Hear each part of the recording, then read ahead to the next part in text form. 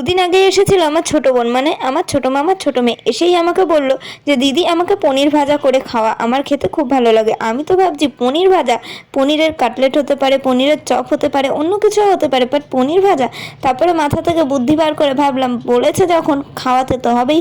সবার আগে পনিরগুলোকে আমি আলু ভাজার মতো, মানে ফ্রেঞ্চ ফ্রাইয়ের মতো লম্বা লম্বা করে কেটে নিয়েছি। এরপর থালার মধ্যে সামান্য সাদা তেল, একটু সয়া সস, একটু টমেটো সস, ধনে জিরে, শুকনো লঙ্কা শুকনো খোলায় ভেজে গুঁড়ো করে এর মধ্যে দিয়েছি, সামান্য নুন দিয়েছি, একটু হলুদ আর একটুখানি লঙ্কার গুঁড়ো একসাথে মিক্স করে সবটা এর মধ্যে দিয়ে ভালো করে এর পনিরের গায়ে মাখিয়ে 10 মিনিট মতো রেখে দিয়েছি। তারপর ও আমাকে বলেছিল যে আমাকে কিন্তু কাঠিতে ভেজে খাওয়াতে হবে। তো আমি বুঝতেই পারছিলাম ও কিসের কথা বলছে, কিন্তু বাচ্চারা তো সবজি খায় না, সেই কারণে ভাবলাম, আর ঘরে সেরকম কিছু ছিল না, পনিরটা ছিল, তাই কাঠির মধ্যে ঢুকিয়ে আমি ডুবো তেলে ভালো করে ভেজে টমেটো সস দিয়ে ওকে খেতে দিয়েছিলাম। ও তো বললো দারুণ হয়েছে দিদি, তোমরা ট্রাই করে দেখো। আজকের মতো টাটা।